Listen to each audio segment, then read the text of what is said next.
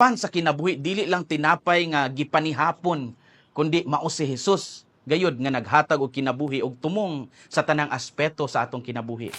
Mga anak sa Dios, maayong adlaw. Ako si Father Felmar Castrodes Fiel SVD sa istasyon DYRF sa dial sa inyong mga radyo.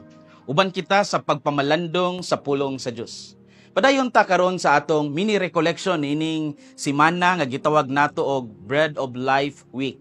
Ato na nga nasulti sa nilabay nga mga adlaw nga atong mga pagbasa gikan sa ebanghelyo karong semanaha nagikan sa Juan kapitulo 6, ang pagmaymay ni Hesus sa pan sa kinabuhi. Sugod ni adtong Lunes hangtod sa Sabado, gisangyaw ni Hesus ang kahulugan sa pagkaon nga walay katapusan. Ug kini mo-culminate sa Domingo nga mao ang Domingo sa maayong magbalantay. Kini nga semanaha usag yun ka mini recollection nga mag-aghat nato sa mas lawom nga pagsabot sa Eucharistia ug sa kabubuton sa amahan alang sa atong kinabuhi. Nining adlaw ang tibuok simbahan naglantaw usab sa dakong panghitabo dito sa Roma, ang pagsugod sa conclave.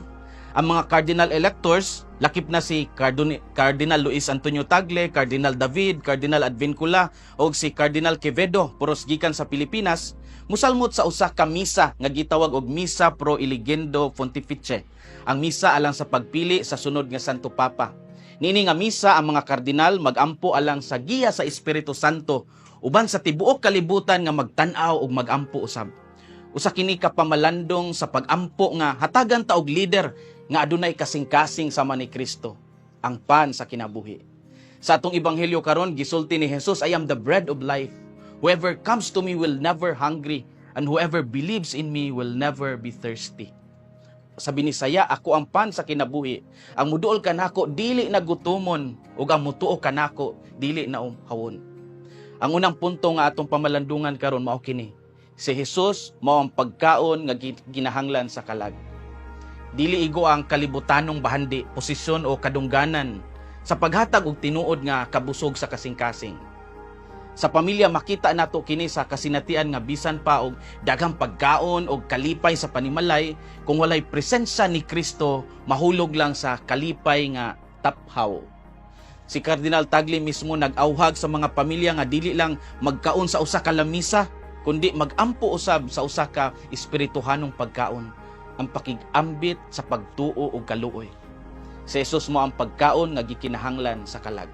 Ikaduhang punto mao nga ang kabubuton sa amahan mao nga ang tanan nga mutuo niya makabaton og kinabuhi nga walay katapusan. Gikan ni sa John 6:40, ang kada usa magkakita sa amahan ug mutuo kaniya makabaton og kinabuhi nga walay katapusan, ug ako magbanhaw kanila sa katapusang adlaw.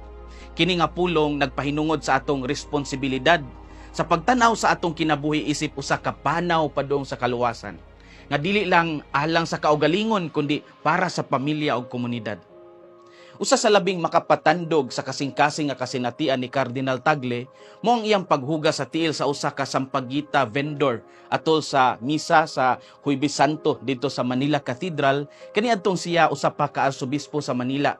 Niadtong maong misa, dili mga inila o mga big time personalities ang gihugasan sa tiil ni Cardinal Tagle. Iyang gipili ang mga ordinaryo nga mga tao, lakip na ang tigbaligya og sampaguita, usa ka simbolo sa mga kabus, walay gahom, wala tagda sa katilingban. Ang iyang lihok dili lang wala lang nakapahilak sa vendor kundi nakapahilak sa tibuok ng lantaw sa mga nakakita. Kini nagpamatuod nga ang mensahe ni Kristo buhi pa hantod karon. Ang kabubuton sa amahan mao nga ang tanan nga mutuon niya makabaton og kinabuhi nga walay katapusan. Mga igsoon, mga anak sa Dios, sa pagsugod sa conclave karong adlaw o sa atong pagpamalandong sa ebanghelyo, kita gipahinumduman nga ang pan sa kinabuhi dili lang tinapay nga gipanihapon kundi mao si Hesus gayud nga naghatag og kinabuhi og tumong sa tanang aspeto sa atong kinabuhi.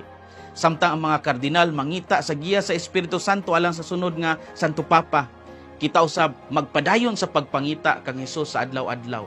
Magampo kita nga mahimong tinuod nga nagatuo, nagaduol ug nagapaambit sa pan sa kinabuhi, aron kita usab mahimong buhi nga pan para sa uban. Amen.